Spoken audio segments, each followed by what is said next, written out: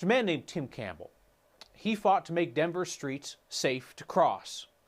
He was killed while crossing Colfax in his wheelchair Friday morning. Police say a driver ran a red light and hit him. The driver got a ticket for careless driving and was allowed to go on his way. Here's Steve Steger. He was, such a thoughtful person that he really cared about people. At the corner of Colfax and Irving in West Denver, flowers and a candle memorialize a man who was trying to make a change. He had a really tough time getting around, and he was definitely an advocate for making things safer. Safe Streets advocate Alan Cogill went to church with Tim Campbell. Tim was crossing the street in his wheelchair Friday morning when Denver police say a driver ran a red light, hit Tim, and killed him. That alone would anger anyone who wants to see safer streets in Denver.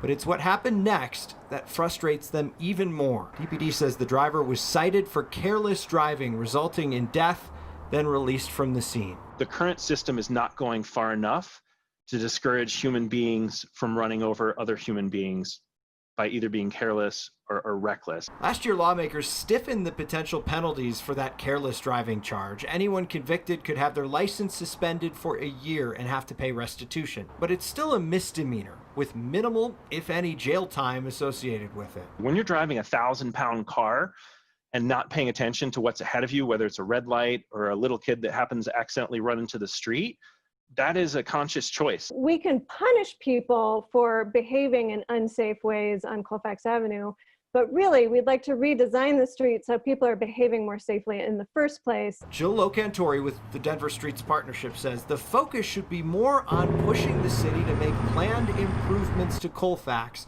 that might save lives in the future. We've seen literally about a dozen or so people killed on Colfax in the last couple years, and 2 just at that intersection of Colfax and Irving, which really underscores the urgency of the city needs to move quickly. Now, the Denver DA's office has not received this case yet. They will, and they will likely investigate to see if there needs to be any kind of different charging in this case. As for the redesign of Colfax, a spokesperson for the city's Department of Transportation told me today that is part of the Elevate Denver bond program, Kyle, and they expect the work on that project to be completed by the summer of 2024. Steve, the folks that you talked to really kind of got to the heart of the matter, that as much as the criminal charge or lack thereof is going to upset people, you can only ask so many drivers to keep the threat of punishment in their head so much as they're driving down the road. Changing the streetscape is what impacts every driver every time.